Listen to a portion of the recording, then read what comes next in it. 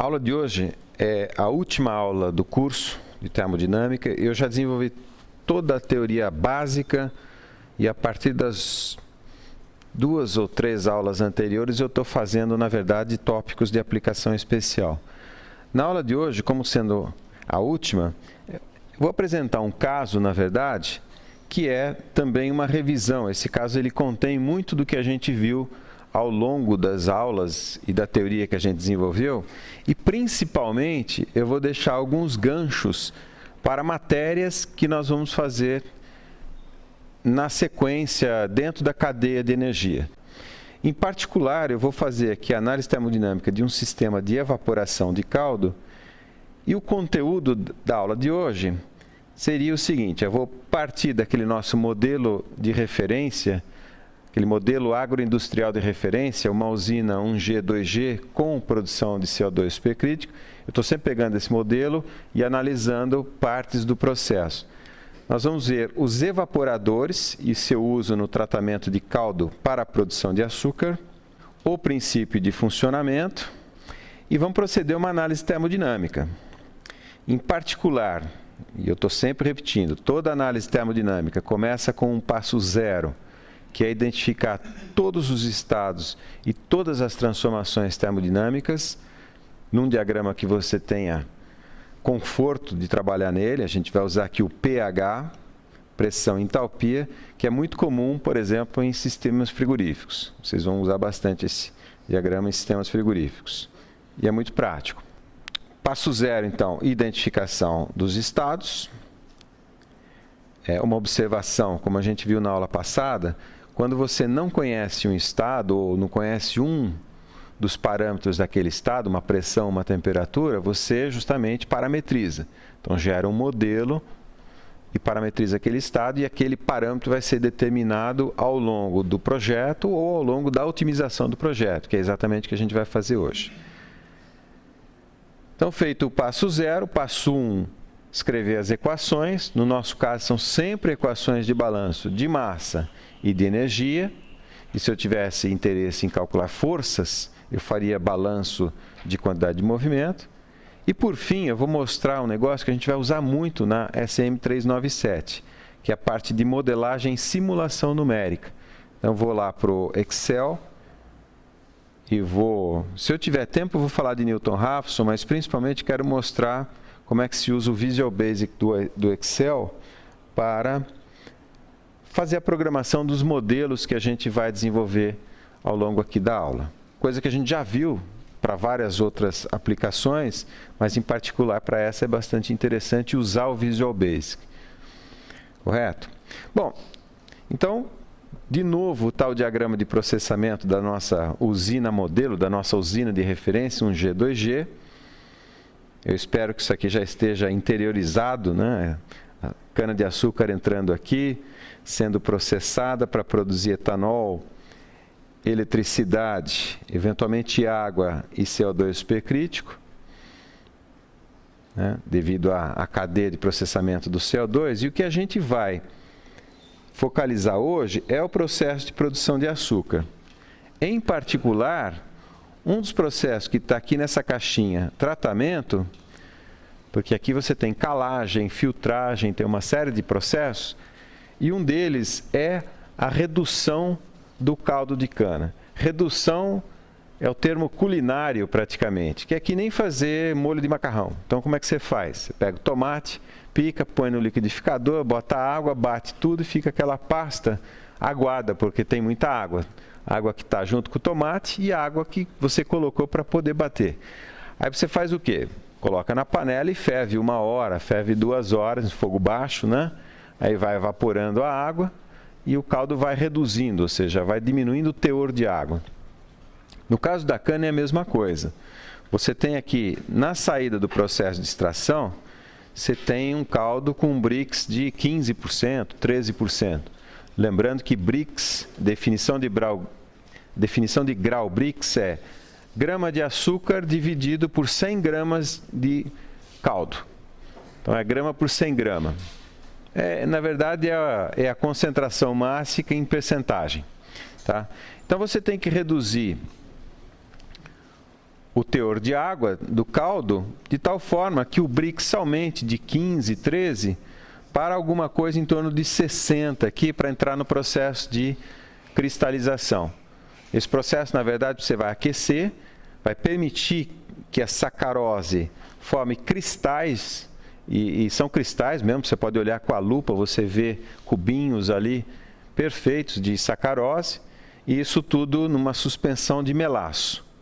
O melaço você pode fermentar, tem um teor alimentício bastante bom, tem propriedades alimentícias bastante boas, mas pode se fermentar. Curioso, abrindo um parênteses, a Índia é um dos maiores produtores de açúcar e ela só produz açúcar, não tem usina para etanol, para combustível. Mesmo assim, esse melaço aqui, que resolveria um grave problema, ainda tem um problema grave de segurança alimentar. Garantir que cada uma das pessoas tenha acesso a 2.000 calorias por dia. Isso é um negócio complicado na Índia, né?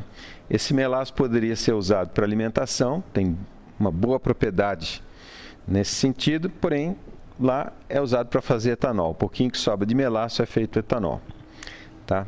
Então, a gente vai ver justamente a parte aqui de redução do caldo por evaporação, porque o processo que vai acontecer ali é você vai remover água daquele caldo de cana. Fisicamente, isso é feito em equipamentos que estão mais ou menos aqui nessa região. Olhando aqui nessa foto, o problema é que é bastante complexo, tubulações, né? Aqui você tem sistema de filtração, por exemplo, mas o que eu queria mostrar é que são vários estágios, são vários tanques aqui, na verdade, vasos de pressão positiva ou negativa, a gente já vai ver. E, contrariamente ao exemplo que eu dei do molho de macarrão, que você faz numa única batelada, põe tudo numa única panela e deixa horas ali, como aqui é um processo contínuo, você faz em várias etapas, ou várias bateladas contínuas. Então, você vai ter um primeiro estágio, um segundo estágio, um terceiro estágio, e assim por diante. Tá? E eu só estou mostrando aqui para vocês terem uma ideia do tamanho desse tipo de equipamento, e mais didático, mais fácil de compreender o processo é olhar o diagrama. Tá? Então, esse diagrama aqui eu já vou aproveitar para definir um pouco da nomenclatura que eu vou usar ao longo da modelagem. Daqui a pouquinho a gente vai escrever as equações, e essa nomenclatura dessas equações eu já estou introduzindo aqui nessa figura. Vamos acompanhar comigo aqui o princípio de funcionamento desse sistema de evaporação de caldo. Em primeiro lugar, o objetivo. Então, é remover a água de tal forma que o Brix aumente de 15 para, por exemplo, 60. Então, o caldo da cana que está entrando aqui em zero, está entrando, por exemplo, com o Brix 15. Tá?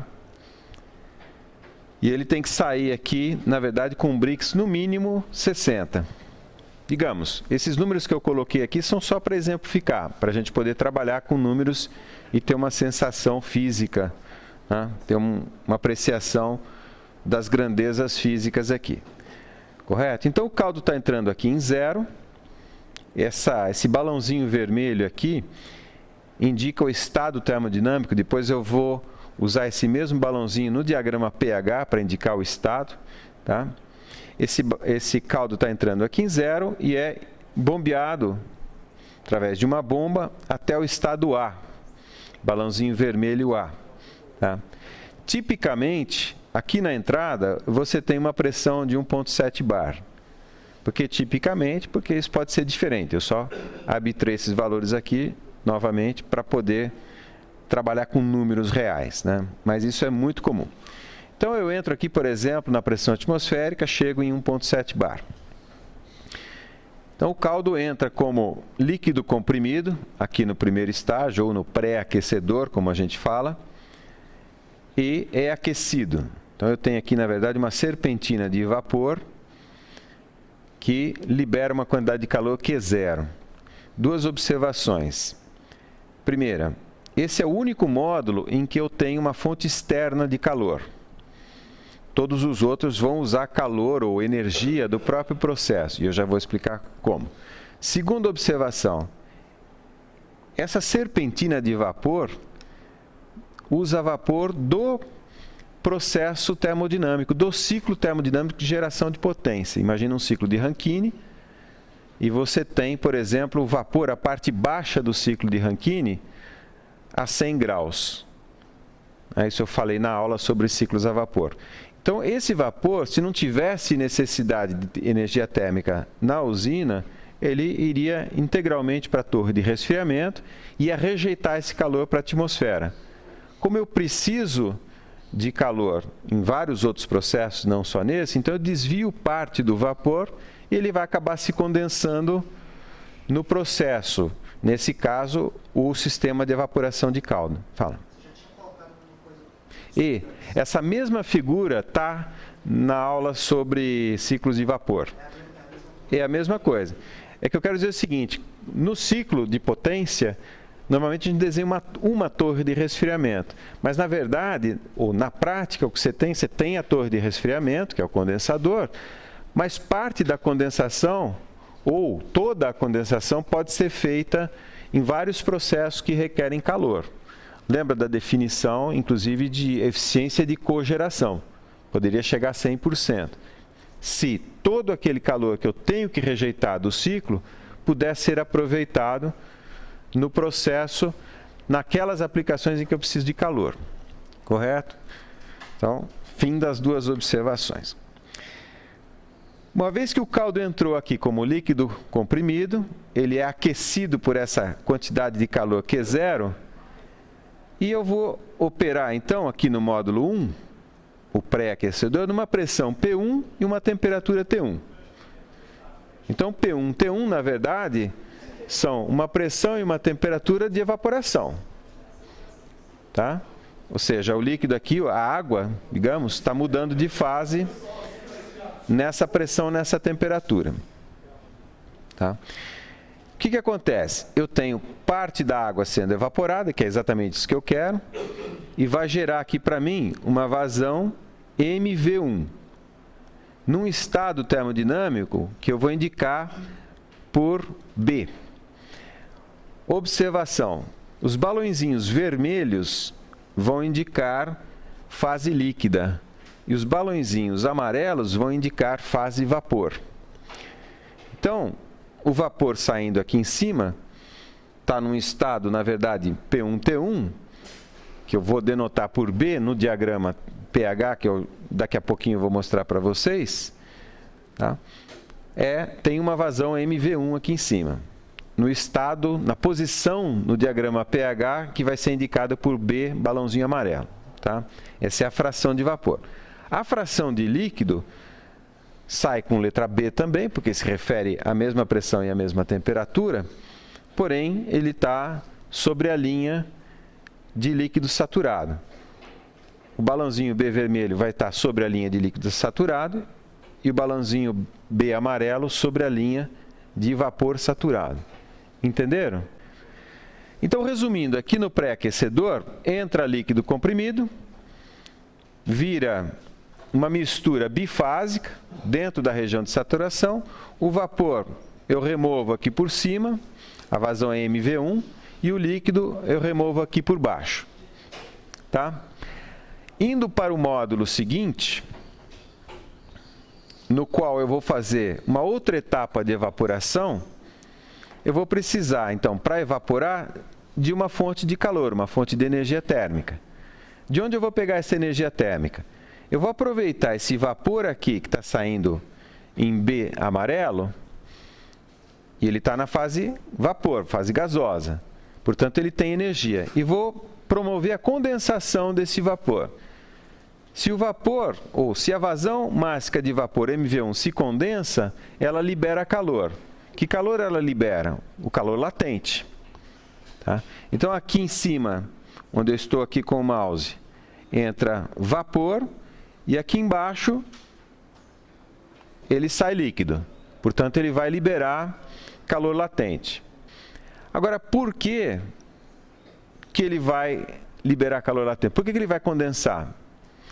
Porque a temperatura no módulo seguinte tem que ser inferior à temperatura no módulo anterior. Então, se aqui em T1, tipicamente, como vocês estão vendo aqui embaixo, 115 graus, Em T2 eu vou ter uma temperatura mais baixa, tipicamente 105 graus, uma pressão mais baixa também, 1,2 bar.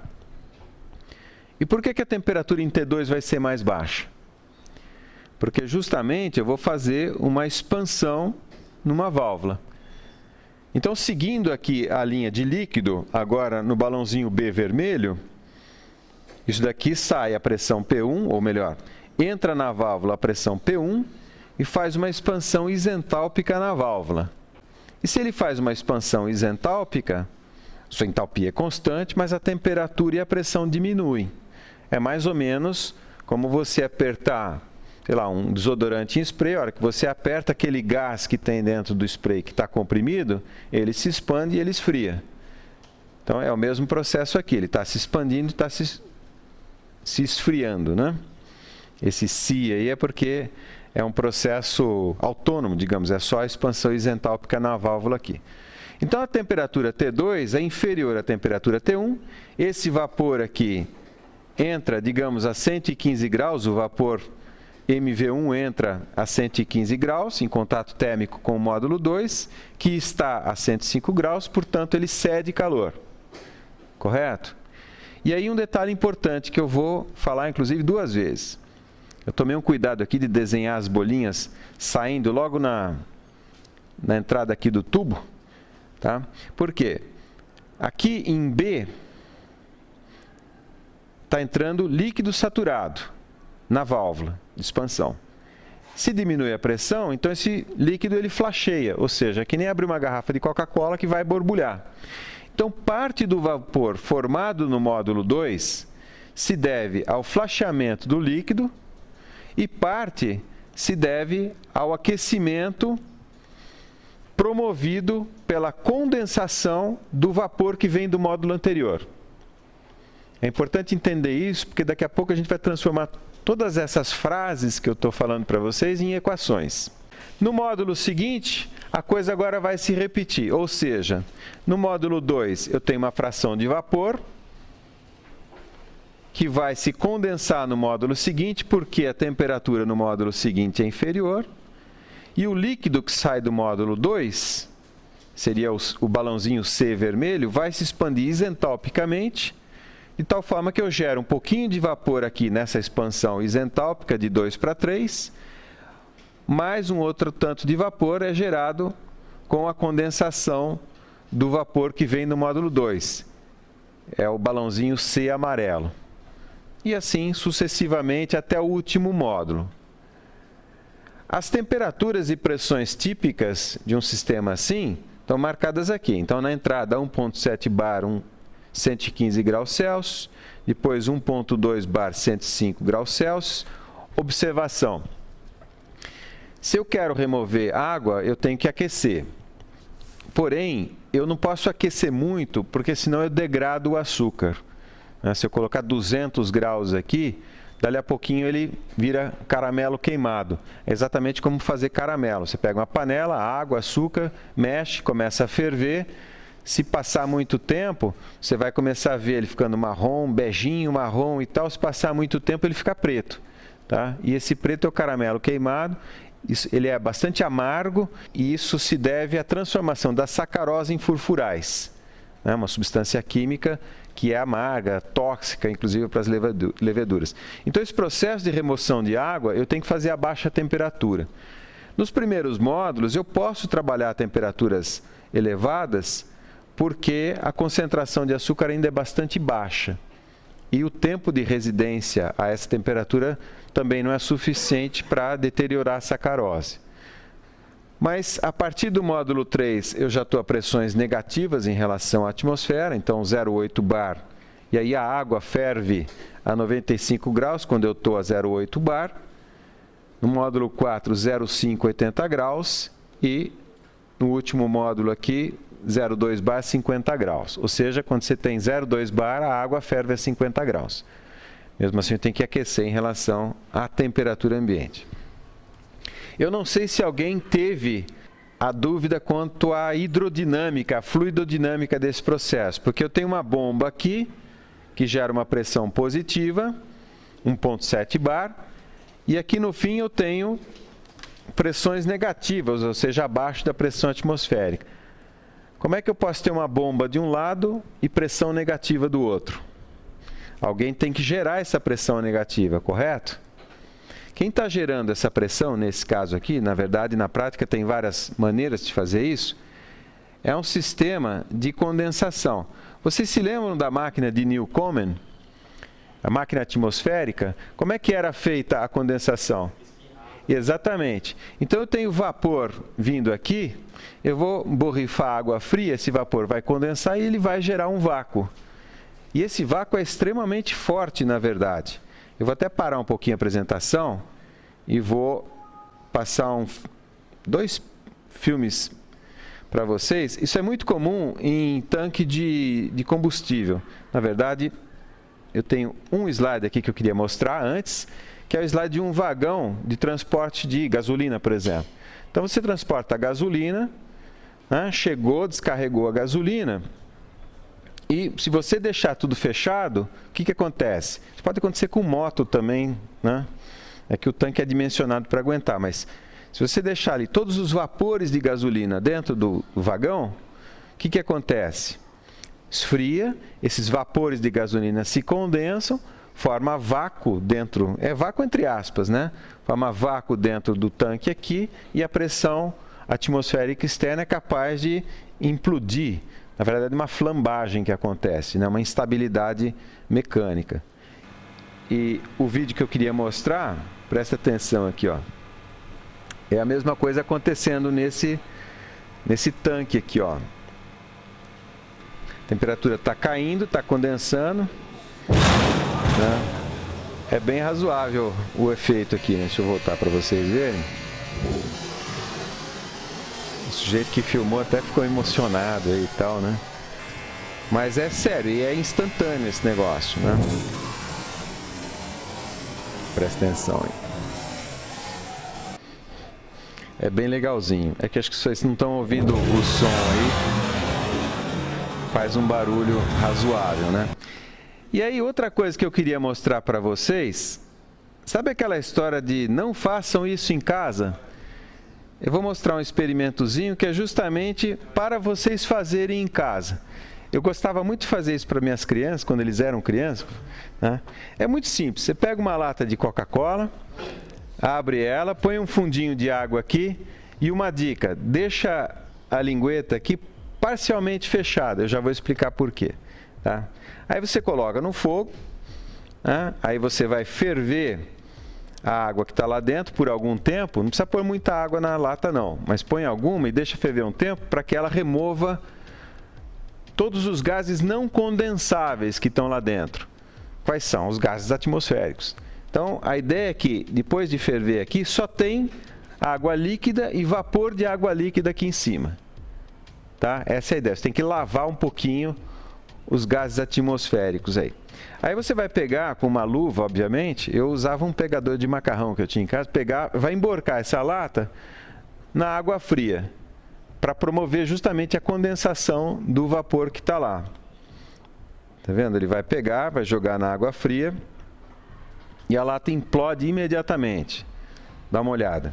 Ele afunda bem a lata para ela resfriar bastante a parede, aí o vapor condensa e um pouquinho que condensa já é capaz de implodir a lata. E por que eu falei da história da lingueta?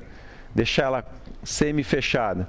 Ou só uma pequena passagem. Porque quando baixa a pressão dentro da lata, por causa da condensação do vapor d'água, ela vai aspirar a água líquida aqui. Essa água da vasilha está fazendo o papel de um selo líquido. Se a lingueta está parcialmente fechada, é muito difícil dessa água penetrar dentro da lata. Então a pressão vai cair mais rapidamente do que a água líquida consegue entrar para igualar a pressão, e aí ela implode. É bastante fácil de fazer isso. Façam isso em casa, com uma luva ou com um pegador de macarrão, ou sei lá, né? Pega o sapato assim, ou dá um jeito. Tá ok? Bom, voltando aqui então para a apresentação.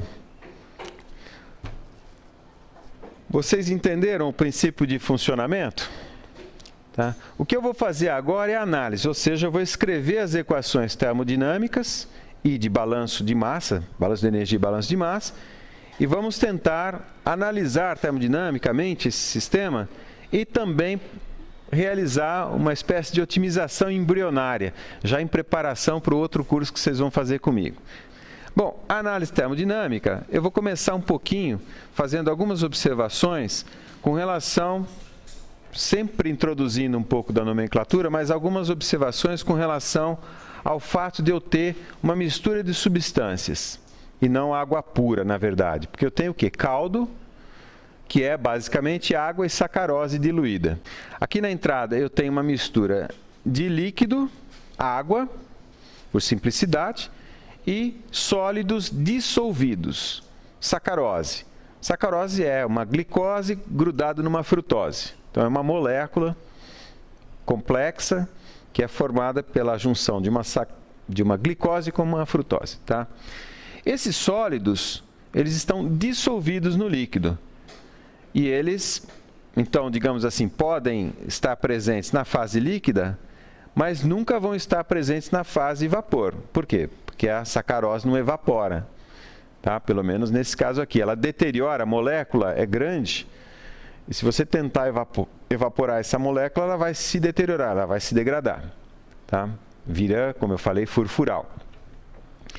Na aula passada, eu falei de equilíbrio químico de fases, e principalmente de misturas que podem, cujos componentes todos podem evaporar ou condensar. Eu não falei exatamente desse caso aqui. Tá? Então, de novo, é tudo ganchinho que eu estou deixando para as aulas que virão.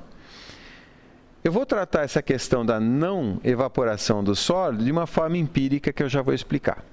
Ou seja, uma forma empírica não termodinâmica, é só uma equação empírica que resolve muito bem o problema, por sinal. Mas vamos lá. Aproveitando para definir a nomenclatura, no módulo, qualquer um que seja, vai entrar uma vazão mássica de líquido e uma vazão mássica de sólido. Parte do líquido se evapora e o sólido sempre permanece diluído, dissolvido na fração líquida. Então, aplicando um balanço de massa aqui, a vazão de sólido que entra é sempre igual à vazão de sólido que sai. Já a vazão de líquido que entra, se eu for comparar com as vazões de líquido que saem, a fração que sai na forma de líquido, eu tenho que descontar esse M líquido que entrou da parcela de líquido que evaporou. Então, a fração de líquido que sai é M líquido menos M do vapor, menos a vazão de vapor. Esse é o balanço de massa.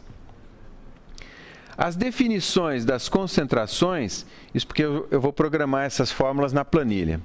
Então, por exemplo, a concentração de entrada, e no caso a gente está interessado só na concentração da sacarose, é o quê? É a vazão mássica de sólidos dividido pela vazão mássica total, M de sólidos mais M de líquido.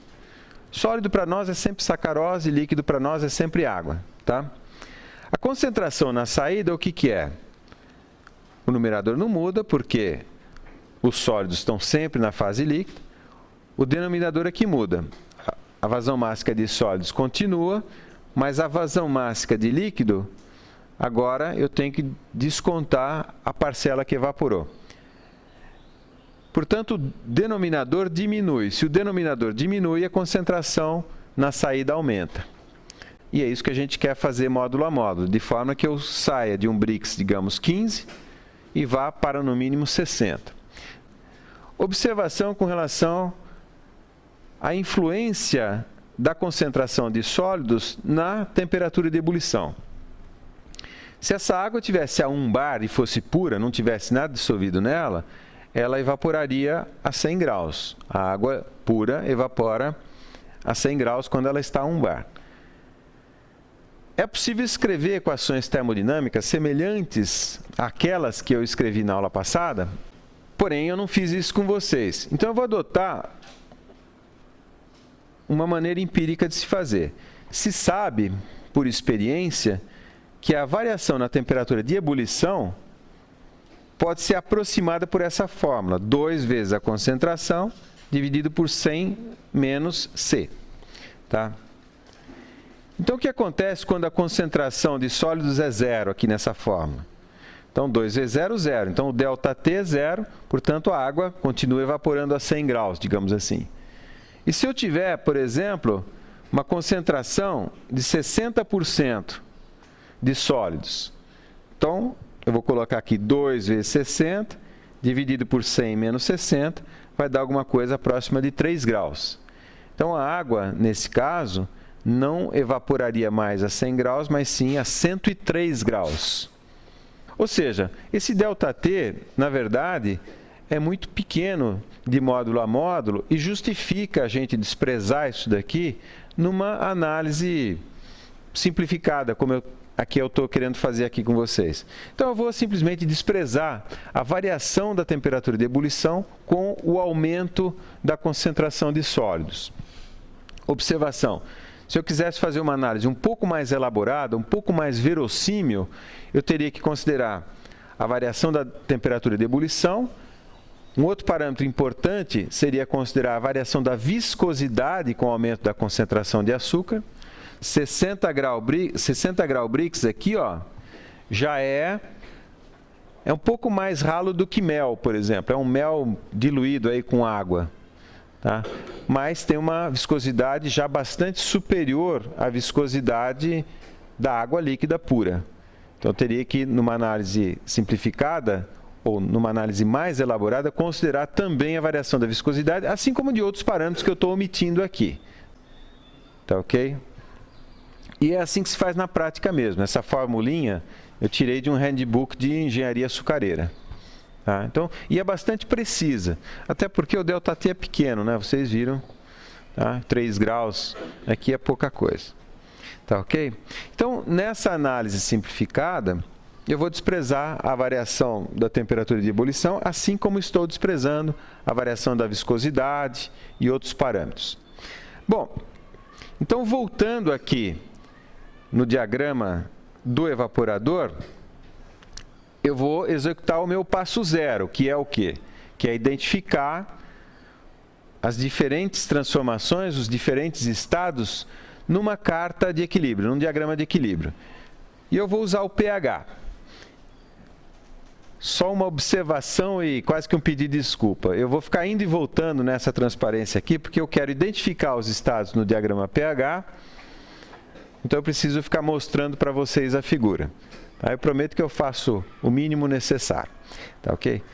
Então vamos partir aqui, olha, do estado zero, que é esse balãozinho vermelho. O que é isso? Digamos que seja água a 1 bar, e eu omiti as isotermas aqui, mas, por exemplo, 40 graus. Por que água? Porque o caldo para mim é água e a sacarose está dissolvida lá e eu estou, inclusive, desprezando a variação da temperatura de ebulição. Então, o ponto zero é água a 40 graus, na verdade, caldo a 40 graus, e eu vou, voltando o slide aqui, bombear isso para o estado indicado pelo balãozinho vermelho A. Então, isso vai estar praticamente a mesma temperatura.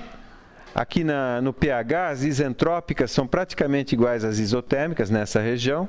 Então, eu vou subir aqui na bomba até a pressão do módulo 1, o pré-aquecedor.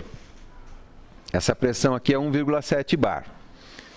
E o balãozinho vermelho A indica o estado, voltando aqui, na entrada do pré-aquecedor.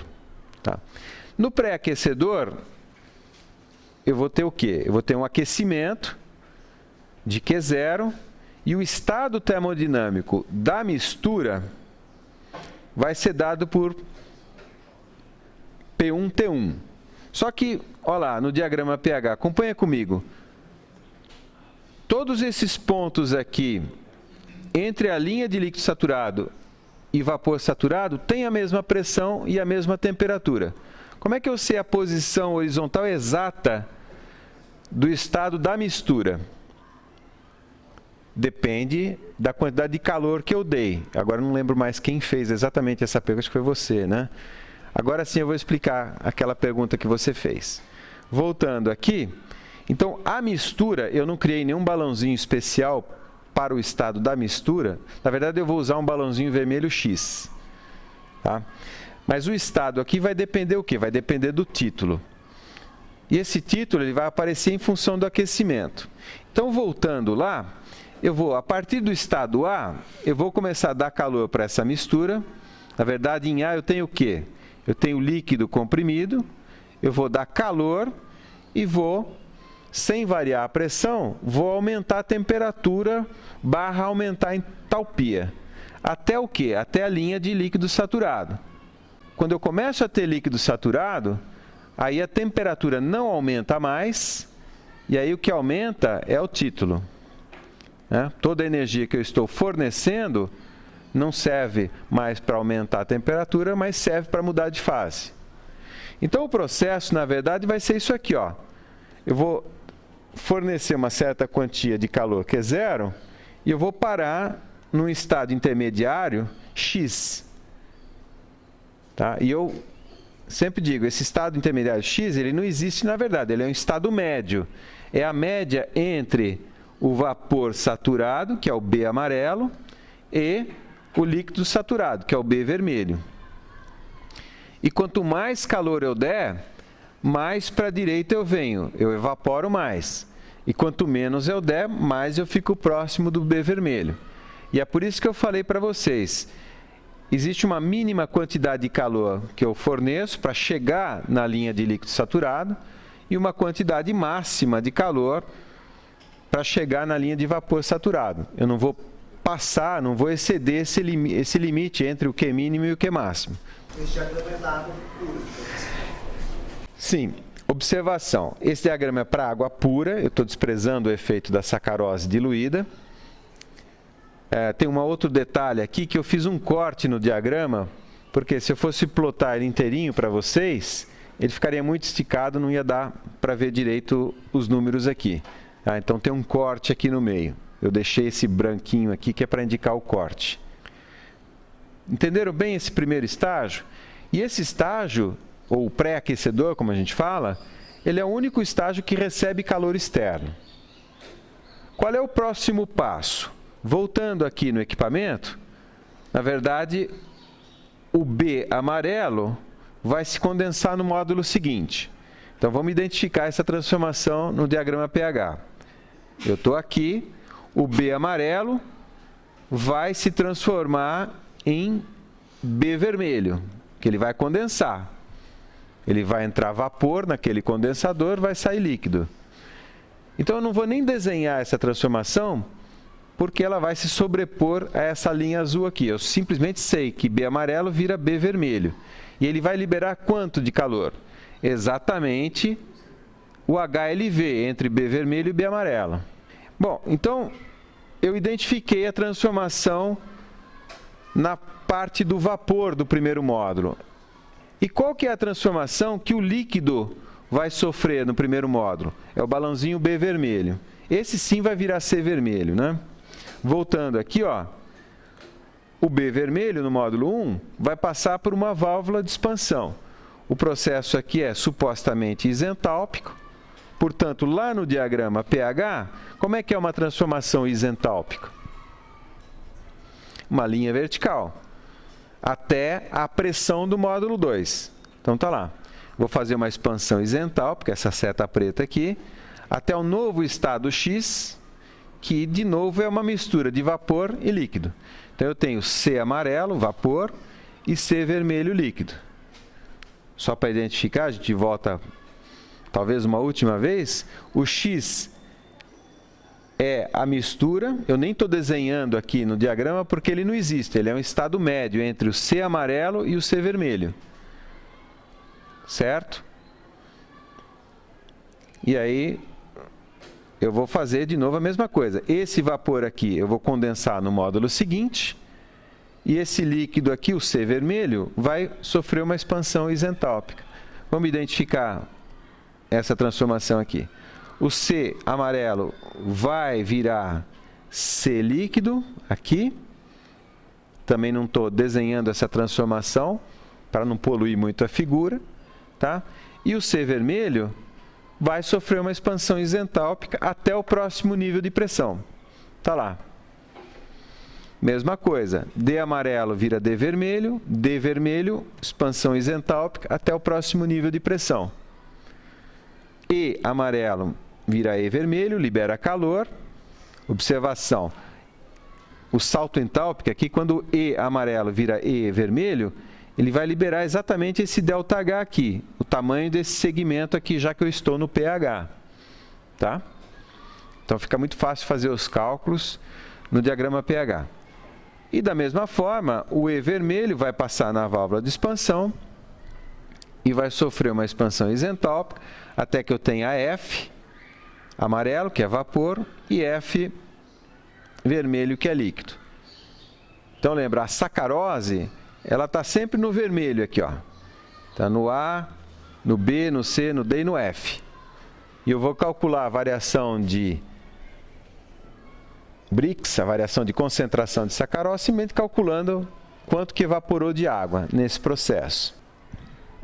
Bom, agora a gente vai escrever as equações e eu vou começar pelo módulo 1, pelo pré-aquecedor, porque ele tem uma equação ligeiramente diferente das outras, pelo fato de que ele é o único que recebe calor externo. Tá? A equação do balanço de energia para o volume de controle para mim agora é o corpo do pré-aquecedor. Então eu tenho aqui calor, trabalho mecânico do eixo, a somatória das energias que saem, associadas ao fluxo de massa, menos a somatória das energias que entram associadas ao fluxo de massa. Nesse caso aqui eu vou desprezar as parcelas de energia cinética, isso não tem problema. Vou desprezar também as parcelas de energia gravitacional, porém, em muitos equipamentos, eles são desenhados ou projetados para serem bastante afilados, portanto, bastante altos, 10 metros de altura. Para quê? Para você ter geração de pressão ou de vácuo devido a diferenças de coluna. Tá? Então, em alguns tipos, em algumas configurações de equipamento, você precisa e deve considerar a parcela gravitacional. Nessa análise simplificada, eu estou desprezando. Tá? Mas também não é problema nenhum considerar isso daqui. Então, vai sobrar o quê? Vai sobrar as vazões vezes as entalpias. O trabalho mecânico aqui eu também não tenho nenhum eixo, tirando o trabalho de lá, não tenho expansão ou deformação da fronteira do volume, então não tenho trabalho mecânico nenhum aqui. Tá? Vai sobrar o quê? Essa equação, Q0 é igual M1, ou melhor, MV1HV1, seria a energia que sai associada ao fluxo de vapor, mais ML1HL1, a energia que sai associada ao fluxo de líquido, menos o que entra, que é M caldo H caldo. Dessa expressão, eu conheço todas as entalpias, porque eu conheço todos os estados, eu já arbitrei aqueles níveis de pressão e temperatura, e conheço, ou arbitrei também, o calor fornecido. Então, eu posso combinar essa expressão aqui com o balanço de massa para a água, ou seja, ML1, a vazão de líquido que sai aqui embaixo, é igual à vazão de líquido que entra, o M caldo, menos aquilo que evaporou, MV1. E isolar a variável que eu desconheço nesse caso, seria MV1. Então, essa primeira equação aqui me permite calcular quanto é a vazão de vapor em função de tudo aquilo que eu arbitrei. E eu posso, inclusive, voltar nessa equação aqui de balanço de massa e calcular a vazão de líquido. E eu vou fazer isso exatamente no slide seguinte. Bom, antes de voltar na equação do balanço de massa e mostrar, inclusive, o fluxograma de cálculos, eu queria fazer uma pergunta para vocês. Porque eu tenho certeza que vocês são capazes de chegar algebricamente nessa equação que eu cheguei aqui, porque é só manipulação algébrica. Porém, eu quero que vocês identifiquem o que são essas parcelas. Por exemplo, essa que eu estou destacando aqui no denominador, HV1 menos HL1, quem é? O HLV, o calor latente devido ao quê? Devido à evaporação, porque quando você deu o calor, você evaporou uma certa parcela de líquido aqui. Tá? E esse H caldo menos HL1, Quem é essa parcela? Exatamente, porque eu poderia ter perguntado de outra forma. Esse calor que é zero, ele está sendo integralmente usado para mudar de fase o líquido? Não. Parte dele é usado para elevar o líquido de líquido comprimido até líquido saturado. Voltando e identificando aqui, parte desse calor é gasta aqui, ó. É gasta aqui. E parte do calor, só parte do Q0 é usado para evaporar. Por isso que aparecem essas duas parcelas. Então, esse H caldo menos HL1 é exatamente o calor necessário para ir de líquido comprimido até líquido saturado. Entenderam? Então, essas parcelas, é importante a gente identificar essas parcelas, tá? Bom, como seria então a sequência de cálculo para esse módulo? Eu uso a primeira equação para determinar a vazão de vapor na saída do primeiro módulo. Lembra, aqui do lado direito dessa igualdade eu tenho tudo. Eu tenho a vazão de caldo na entrada, eu tenho o calor fornecido e tenho todas as entalpias, porque nesse caso aqui está tudo identificado a priori.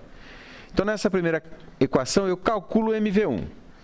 Volto na equação de balanço de massa e calculo ML1. Então, fiz todo o cálculo termodinâmico.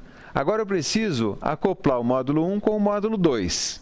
O que acopla fluidodinamicamente o módulo 1 ao módulo 2? Já que, termicamente, o acoplamento se dá aqui pela condensação do vapor. Tá? Hidrodinamicamente, quem acopla é a válvula. Tá? Então, eu tenho que equação na válvula? Aliás, eu falei uma coisa errada, porque eu falei que a gente não vai usar a equação de quantidade de movimento, e é exatamente isso que eu estou aplicando aqui. Essa última equação que eu estou mostrando para vocês é uma quantidade de movimento, né? Conservação da quantidade de movimento, que na verdade é uma equação de forças. Que equação é essa? O ΔP na válvula, que é essa função aqui, é igual a P1 menos P2. Se aqui eu tenho 1,7 bar, no módulo 2 eu sei que eu tenho 1,2, então a válvula gerou uma perda de 0,5. Correto? Agora, de onde vêm essas equações? Essa equação aqui, ΔP viscoso, vem, por exemplo, do fabricante da válvula. Nós aqui vamos usar a equação de Darcy para fazer essa modelagem da perda de carga na válvula. Pergunta, vocês já viram em McFlu a equação de Darcy? Provavelmente sim, a gente vai usar aqui. Então, se você tiver uma válvula e não tem, perdeu os dados do fabricante, você pode usar uma teoria, equação de Darcy, para fazer essa modelagem. Ou você pode usar a própria equação do fabricante. Uma outra coisa importante a destacar aqui nessa equação é que a pressão P1 e a temperatura T1, elas estão ligadas, elas não são independentes, não são variáveis independentes. Por quê? Voltando aqui no diagrama pH, são pressões e temperaturas de saturação. Então, se eu disser que a pressão é 1 bar, a temperatura é 100 graus. Se eu disser que é 1,7 bar, a temperatura é 115 graus. A gente já sabe disso. Então, existe uma função que liga pressões a temperaturas de saturação, que são exatamente essas pressões e essas temperaturas. Por isso que eu escrevi aqui P1 de T1 e P2 de T2. Então, nessa última equação aqui, eu embuti um passo, na verdade, eu determino P2, quanto é a pressão no módulo 2, e conhecendo a pressão de saturação, a curva de pressão de saturação em função das temperaturas de saturação, eu tiro T2. Calculei T2, ou melhor, calculei P2, T2, eu calculo o estado termodinâmico no módulo 2. Correto? Então, eu calculei tudo agora. Calculei as vazões mássicas e calculei o estado termodinâmico no módulo seguinte. E aí eu posso proceder em cascata. Tá claro? Perfeito. Vamos aos módulos seguintes. Só que agora, como são 4 módulos, que vão ter exatamente a mesma equação, eu vou escrever uma equação genérica para os módulos seguintes. como é que funciona? Eu tenho uma vazão de líquido mlk-1, que vem do módulo anterior, por isso o K-1, e tem uma vazão de vapor que vem do módulo anterior, mvk-1. Repetindo K-1 porque se refere ao módulo anterior. Esse módulo é o késimo módulo. Bom, esse vapor mvk-1 vai se condensar, vai liberar o seu calor latente. Correto? E, observação muito importante, o mlk-1, só pelo fato dele sofrer aquela expansão isentálpica, ele vai flashear, ele vai gerar um pouco de vapor. Tá? Então, essa observação que eu coloquei aqui, olha, a quantidade total de vapor que vai ser gerada no késimo módulo, essa quantidade total tem duas parcelas. Uma parcela que vem do flasheamento do mlk-1, porque a gente expande isentalpicamente. Eu até tomei esse cuidado de desenhar as bolinhas saindo aqui da tubulação, de entrada da vazão de líquido. E uma parte do vapor é formada justamente devido ao calor liberado quando o mvk-1 se condensa. Então, eu tenho que escrever essas duas parcelas matematicamente. Então, vamos lá, para entender bem essas parcelas aqui.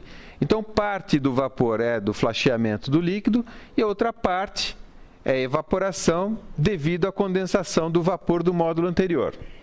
Tá ok? Isso está destacado aqui. Eu já até deixei escrito, que é para quando forem consultar, lembrar disso daí. Então, vamos escrever essas duas parcelas. Essa parte que flasheia, como é que eu faço para calcular? Eu tenho que calcular o título, não é isso? Eu já acabei entregando o ouro aqui para vocês, né? Mas então, vamos lá. Quem é o denominador aqui dessa parcela? HV menos HL. Quando está índice K, significa o estado K, vamos dizer assim. A PK-TK. Quem é HLK-1 menos HLK? Aqui é que tem um pulinho do gato. Vamos olhar no gráfico quem é HLK-1 em relação ao módulo K. Porque lembra, a expansão é isentálpica. Então, eu vou voltar mais uma vez no diagrama pH, por exemplo, aqui. Então, digamos que eu estou no módulo D. Quanto vale a entalpia aqui, ó, nesse ponto?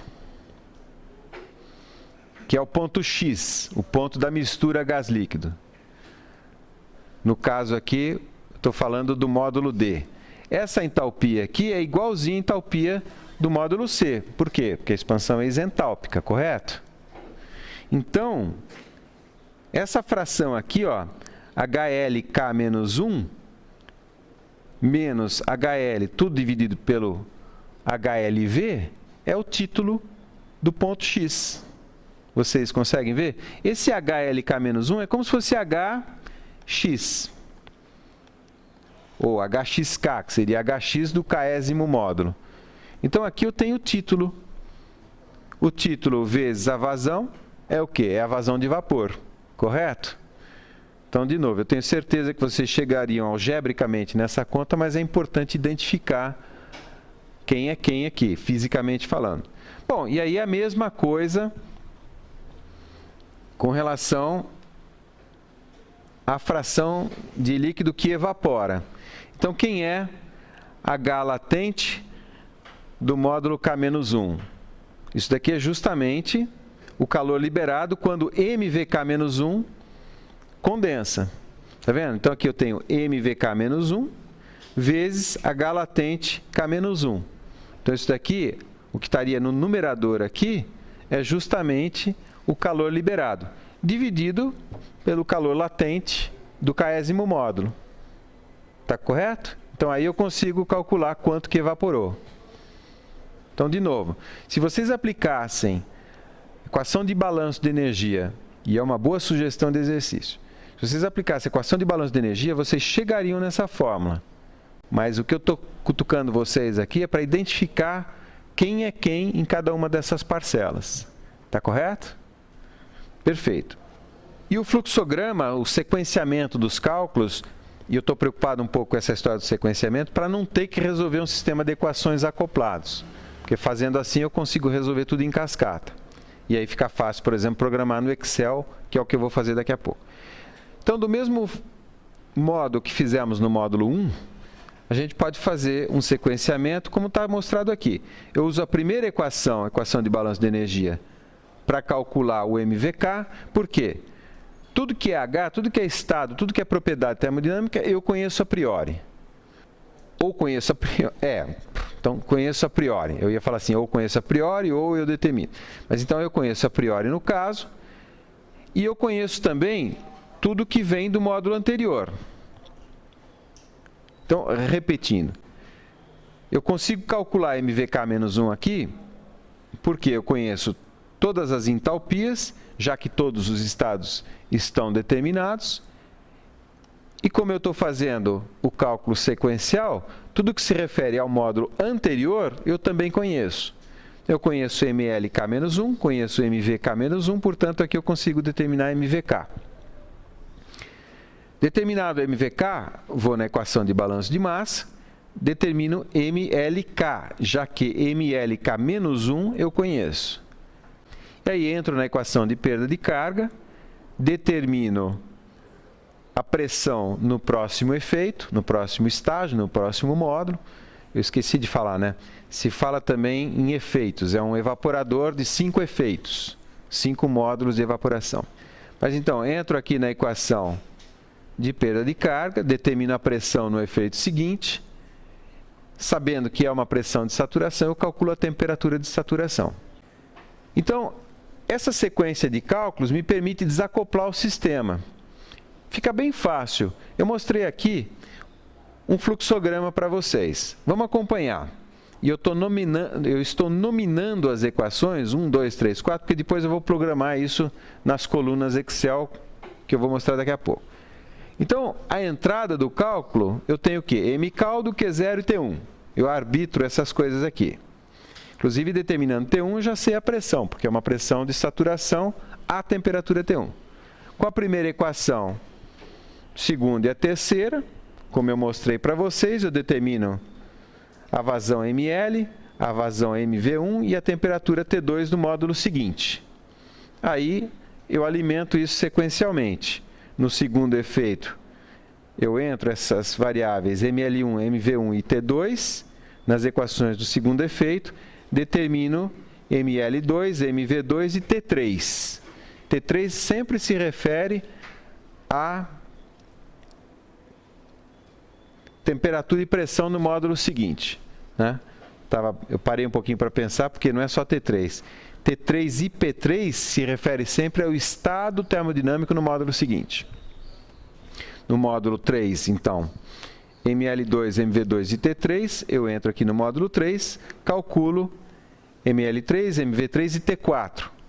Repetindo, P4 e T4 se refere ao módulo 4.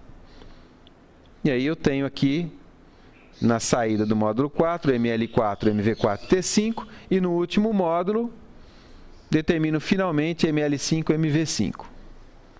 Entenderam a cascata de cálculos aqui? Então é bastante simples. Para implementar isso daí, eu vou precisar de alguns modelos termodinâmicos e fluidodinâmicos. Rapidamente para vocês. As entalpias de saturação de líquido e vapor é super fácil, a gente já fez N vezes no curso aqui. Então, por exemplo, eu vou lá no RefProp, gero uma tabela de entalpias de saturação, à esquerda aqui, entalpias de líquido saturado em função da temperatura, dentro da faixa de trabalho. No caso do líquido, uma linha ajusta bem os pontos, uma regressão linear ajusta bem. No caso do vapor, que aparece aqui à direita, um polinômio do segundo grau. Ajusta bem esses pontos.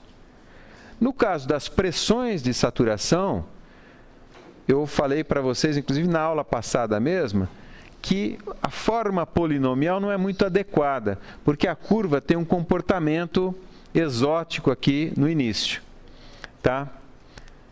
A gente viu que uma forma adequada é a equação de Antoine, que está mostrada aqui. Tá? Isso aqui eu também desenvolvi na aula passada, então não vou elaborar muito. Apenas lembrar a sequência de uso, porque na equação de Antoine eu tenho P em função de T ou T em função de P. Como é que a gente vai usar? A gente vai usar, voltando aqui, tá vendo? Eu vou calcular primeiro o P, depois eu vou calcular a temperatura. Primeiro eu calculo o P, depois eu calculo a temperatura. Então eu preciso escrever T de P. Então está aqui, olha, eu vou usar essa segunda forma da equação de Antoine. Tá ok?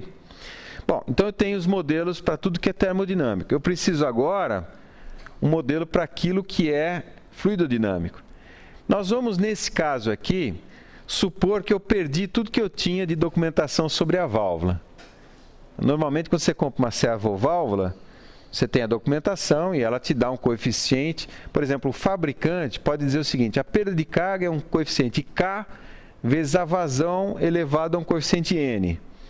E dá esse K e esse N para você em função de várias condições. Vamos supor que você tenha perdido essa documentação. Eu vou modelar, supondo que a válvula possa ser representada por um trecho de tubulação equivalente. Um certo L equivalente e um certo D equivalente. Eu posso fazer isso, sempre eu posso fazer isso, na verdade, desde que eu represente a mesma curva. E aí, se eu represento a válvula como um trecho de tubulação, eu posso usar a equação de Darcy para fazer essa modelagem. Vocês devem ter visto a equação de Darcy, que é uma equação empírica. Aqui está na forma original, usando a velocidade média, e eu vou usar ela aqui, na verdade, em termos da vazão mássica. O importante é que aparece o L equivalente e o D equivalente da válvula. Na simulação que eu vou fazer, eu vou considerar que esse L equivalente é sempre 1 metro e vou pilotar os diâmetros. Depois eu vou variar esses diâmetros, é como se eu abrisse e fechasse a válvula, para simular o comportamento da válvula mais ou menos fechada. Vocês vão entender isso daqui a pouco. Olhando a válvula, né, como eu disse no início, isso tem que ser muito finamente controlado, porque aqueles estados termodinâmicos, aquelas pressões, aquelas temperaturas, elas têm que ser aquelas para você ter operação ótima. E eu vou mostrar, inclusive, como determinar esse ótimo.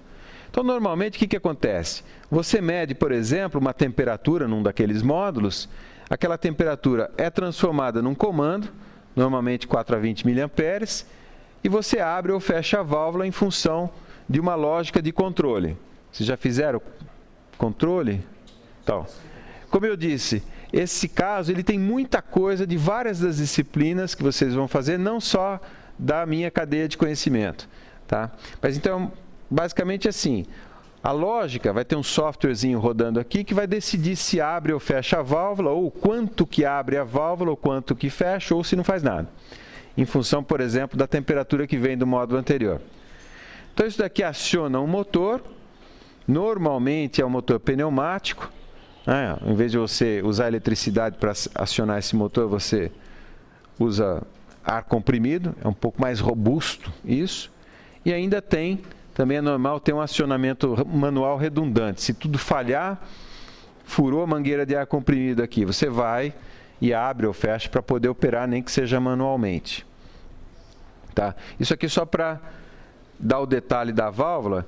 E abrir ou fechar significa aumentar ou diminuir a área de passagem do fluido, que no nosso modelo, voltando aqui, vai significar mexer nesse D aqui, que é um diâmetro equivalente, um diâmetro hidráulico, já que eu vou fixar L em 1 metro e não vou mexer mais. Vai sobrar para calcular o quê? O fator de atrito, o F. Para calcular o fator de atrito, o que vocês aprenderam lá em McFlu? É o diagrama de Moody. O diagrama de Moody é um gráfico. Você não vai usar isso graficamente, porque a gente vai automatizar o cálculo.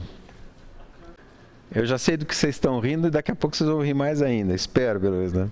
Mas um detalhe sobre o diagrama de Moody.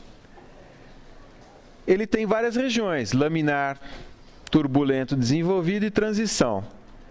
E vocês têm várias correlações empíricas para várias regiões do diagrama de Moody. Por exemplo, se for laminar aqui, você tem escoamento de Stokes, o F é 64 sobre Reynolds, tranquilo. Tá? Se for desenvolvido, você tem várias correlações empíricas para a região de desenvolvida. Só que o que se espera que aconteça na nossa simulação? Lembra, está entrando uma baixa concentração de açúcar e saindo uma alta concentração de açúcar. E eu falei para vocês, isso vai variar bastante a viscosidade, não é? A viscosidade vai influenciar o Reynolds. Olha aqui embaixo a definição do Reynolds. Então, quando aumenta a viscosidade, o que acontece? O Reynolds diminui. Então, provavelmente, eu vou começar a operação na região aqui de turbulento e vou terminar a operação na região de laminar e passando pela de transição. Então, eu vou usar uma correlação empírica de Churchill que é matematicamente mais elaborada, mas a vantagem é que ela modela muito bem as três regiões aqui, turbulento desenvolvido, transição e laminar. Com isso eu não tenho que me preocupar muito com essa mudança. Embora, como eu disse para vocês, eu não vou considerar na planilha que eu vou mostrar aqui a variação da viscosidade, mas eu já estou deixando os ganchos para vocês fazerem pelo menos essas duas considerações. Porque é só ir lá no Visual Basic e trocar a fórmula. Então, corrigir a viscosidade em função da concentração de açúcar e corrigir a temperatura de ebulição também em função da concentração de açúcar. Vai ficar bem facinho aí. E a brincadeira é o seguinte, esse Churchill, eu não sei nem se ele é vivo ainda, mas há muito tempo atrás eu vi num congresso, ele realmente é uma figura que eu quando vejo ele eu não consigo parar de pensar no Asterix e no Obelix, sabe? Porque ele é muito parecido. Tá vendo? Eu estou olhando aqui o bigode dele e tal, é realmente bem parecido, né? Ele é inglês. Tá? Bom, estou quase terminando. Agora eu vou falar uma coisa que essa sim é o conceito da minha disciplina que vocês vão fazer, a 397. Olha, um conceito importante na área de projeto é o conceito de projeto que funciona, digamos assim, atende às exigências. E isso é diferente ou não necessariamente igual de projeto ótimo.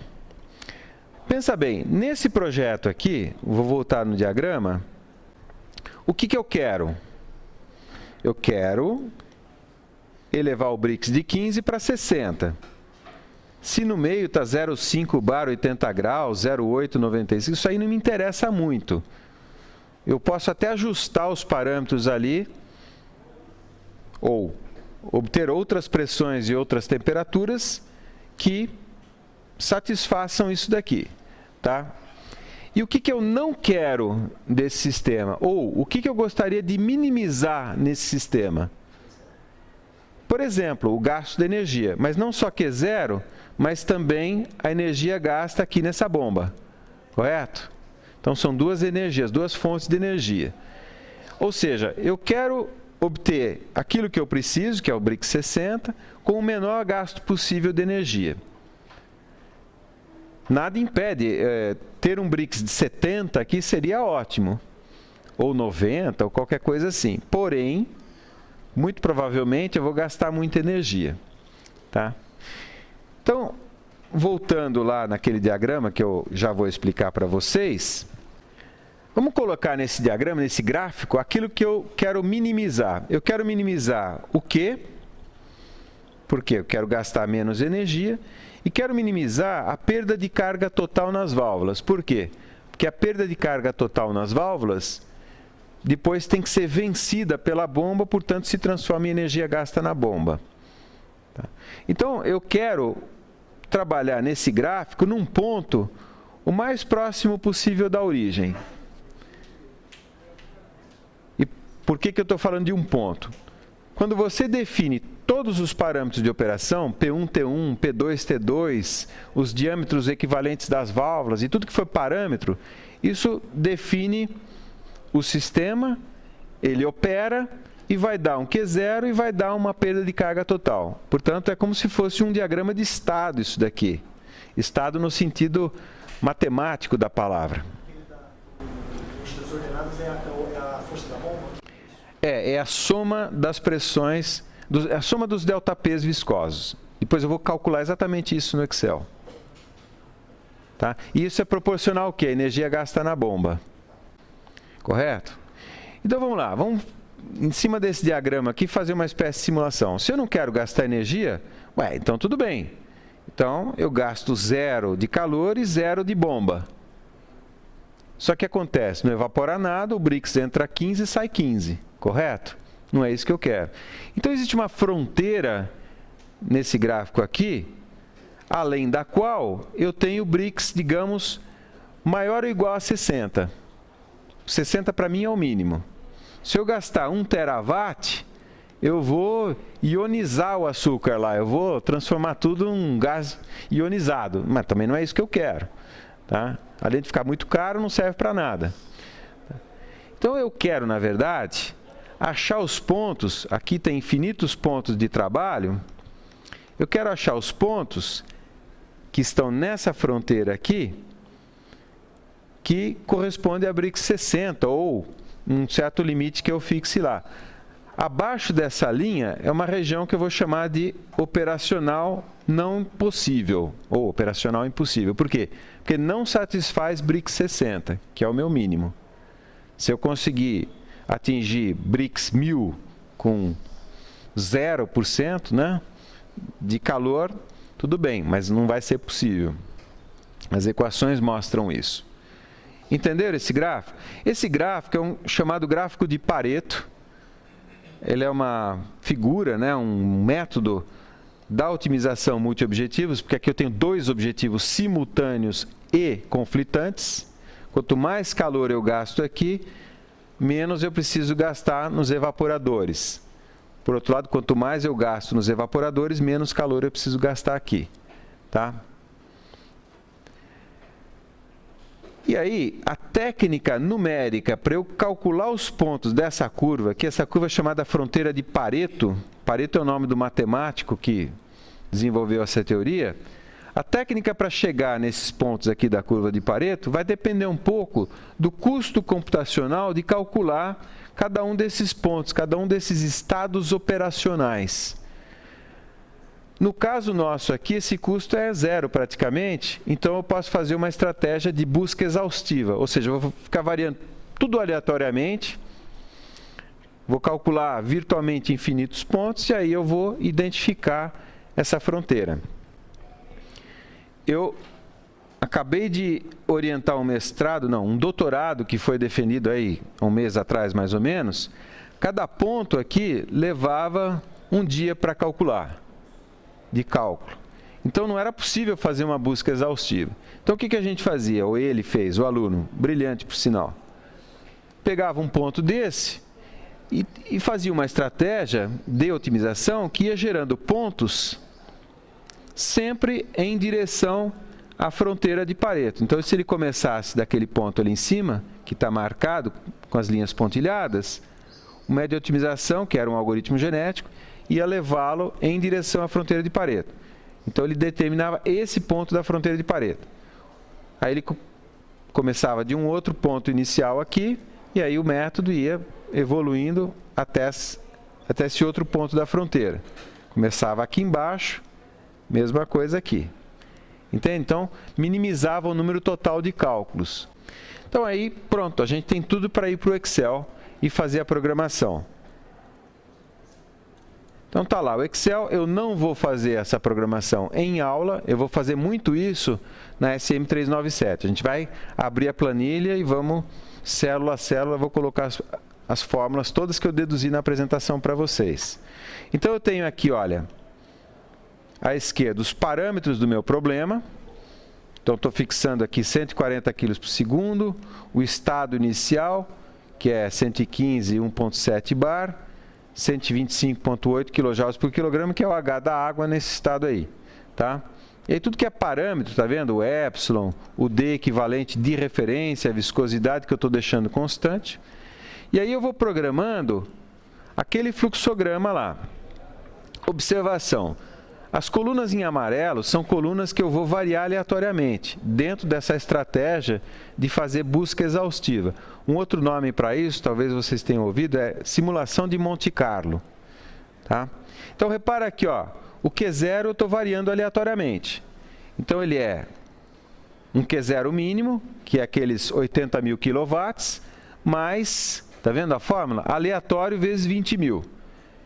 Então, o meu Q0 está variando aleatoriamente entre 80.000 e 100.000. Tá? E aí eu faço o cálculo na sequência. T1 é sempre 115. Eu já deixei prontinho aqui para vocês variarem, se precisar. Tá? Aí, na sequência, olha lá, MV1, que é a primeira variável que eu calculo. Depois, ML1. Aí eu preciso calcular P3 e T3. Para isso, eu preciso entrar na equação hidrodinâmica e o diâmetro equivalente da válvula 1 eu estou variando aleatoriamente também. Então, está vendo? Ó, eu peguei aqui o D1, que é esse 0,075 metros, vezes um número aleatório, vezes 0,025. Tá? Então, está variando aleatoriamente. Calculei D1, entro na equação de Darcy. Nessa célula aqui está programada a equação de Darcy.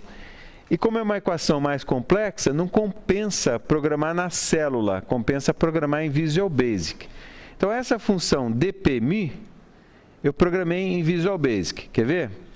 Visual Basic, para quem já sabe, ou para quem não sabe, para abrir a janelinha do Visual Basic, Alt F11, eu vou lá no módulo desenvolvedor, todas as funções que eu mostrei para vocês estão aqui. Ó. Então, é a função pressão em função de T, ou temperatura em função de P, isso aqui é a equação de Antoine, para aqueles coeficientes A, B, C que eu mostrei. Depois a entalpia do líquido, aquela reta que eu fixei. A entalpia do vapor é uma parábola. O calor latente e a equação de Darcy. Está aqui, ó. Tá? Ainda fiz uma funçãozinha para o Reynolds. Se você quisesse sofisticar isso, faça uma equação para calcular, por exemplo, a viscosidade em função da concentração. Tá? Se quisessem sofisticar um pouquinho. Eu não vou entrar no cálculo, nem no mérito aqui, eu vou até fechar a janelinha, só vou explicar a sequência de cálculos. Tá? Então, aí calculei o dp, calculo o P2, calculando o P2 eu calculo o T2. E aí, MV2, ML2 no módulo 2, e assim sucessivamente para os demais módulos, está vendo? Os Ds eu estou variando aleatoriamente até o último módulo, que são essas duas colunas aqui. Essa sim eu vou fazer o diagrama de Pareto. Então, eu tenho Q0 aqui, que eu simplesmente estou copiando da coluna E, e o dp total, que é a soma, está vendo? É a soma de todos os dp's. Então, dp4, dp3, dp2, dp1. E agora eu faço um gráfico. Para mostrar o gráfico de Pareto, eu seleciono as duas colunas e insiro um gráfico aqui. Deixa eu só ampliar para vocês verem bem. E vou acertar a escala. Então, está aqui aquela nuvem de pontos e a curva de Pareto não tem aquela forma exatamente que eu mostrei para vocês. Aquela fronteira, ela está onde? Ela está aqui embaixo. Ó, se eu pudesse desenhar alguma coisa aqui, para materializar mais ou menos a fronteira de Pareto, ela está aqui e aqui assim. Ó. Então, essas linhas que eu procurei desenhar, mais ou menos identificam a fronteira de Pareto. Então, eu vou, por exemplo, esse aqui é um ponto ótimo. Não sei se vocês estão vendo aí. Esse aqui é um ponto ótimo. Né? Esse aqui é um ponto ótimo. Esse ponto ótimo, ele é uma das linhas de simulação da planilha. Então, para esse ponto ótimo, eu sei quanto vale Q0 e sei como é que está o arranjo de válvulas. Então, se o Q0 variar por algum motivo, por que ele variaria? Ah, porque eu usei 140 kg por segundo de vazão de caldo, mas pode ser 130, pode variar ao longo do tempo. Variando ao longo do tempo, vai variar o Q0, que eu preciso, né, para executar aquela operação. E variando o Q0, eu tenho um novo conjunto de Ds, de aberturas de válvulas, que jogam o ponto operacional para o ponto ótimo, sobre a fronteira de Pareto. Está claro como é que é? Eu não estou fazendo a demonstração, eu estou só mostrando como foi feito. Então, assim, isso aqui tudo a gente vai ver mais à frente. Né? Por isso que eu estou falando, esse exemplo aqui é legal porque ele resume um pouco tudo que a gente viu até agora e também um pouco do que a gente vai ver para frente, e não só na minha matéria. Tá ok? Deixa eu ver se sobrou alguma coisa aqui para eu mostrar para vocês. O Visual Basic é bastante interessante. Eu uso muito o Excel, até por uma razão pedagógica. Seria fácil fazer isso tudo no MATLAB, a USP tem uma licença institucional do MATLAB. Porém, vocês vão trabalhar em empresas que não necessariamente têm essas ferramentas, esses softwares mais sofisticados. E o Excel é proprietário, mas, por exemplo, tem lá o OpenOffice, que tem a planilha equivalente, que é igualzinho ao Excel, inclusive com o Visual Basic. Inclusive os mesmos comandos, é Alt F11 para abrir a janela do VB. Tá? E aí o OpenOffice, todo mundo tem acesso. Então eu faço uma certa força para usar o Excel, porque é uma ferramenta meio universal aí, tá? Para vocês. Se não for o Excel, com certeza o OpenOffice. Tá ok? Bom, dúvidas? Perfeito.